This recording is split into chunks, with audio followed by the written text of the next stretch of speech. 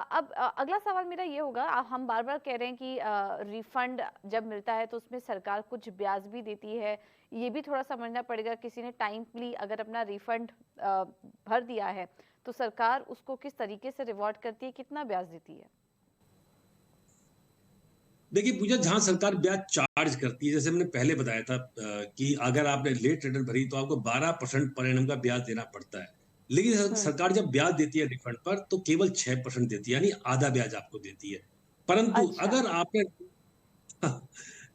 अगर रिटर्न आपको टाइम पे भरी आपने जी। 31 जुलाई से पहले भरी, तो अच्छी बात ये है कि आपको जो ब्याज मिलता है वो 1 अप्रैल से मिलेगा। यानी अगर आपने 31 जुलाई 2023 को रिटर्न फाइल कर दी हुँ। और आपको रिफंड मान लीजिए सितंबर में आता है, तो आपको 1 अप्रैल 23 से और 30 सितंबर तक का या जिस डेट तक का ब्याज आएगा उस तक का ब्याज आपको मिलता है। लेकिन अगर आपने रिटर्न लेट भरी, मान लीजिए आपने अगस्त में रिटर्न लेट भरी है, तो फिर आपको ब्याज 1 अप्रैल से नहीं मिलेगा। आपको ब्याज मिलेगा जिस दिन आप रिटर्न भरी और जब तक आपको रिफंड आएगा। और आपको पता होगा आजकल रिफंड बहुत जल्दी आ रहे हैं, ऑनलाइन प्रोसेस हो रहे हैं और सरकार तो दावा करती है कि हमने 24 घंटे में भी रिफंड आपके अकाउंट में डाला है।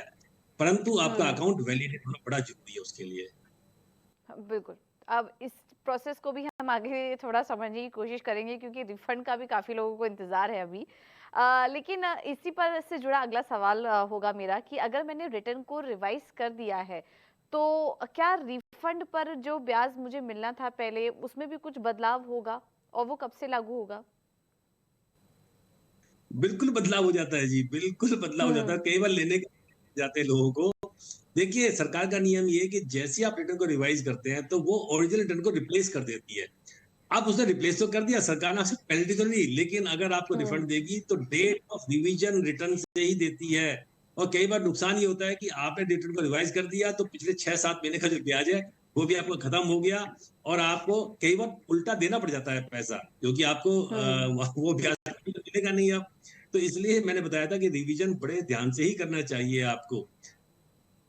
हुँ, बिल्कुल। तो इन सब बातों का ध्यान रखिए, और अगर आप रिवीज़न भी कर रहे हैं, तो उसको भी बड़े ध्यान से करिए, क्योंकि उसका असर फिर आपके रिफंड अमाउंट पर पड़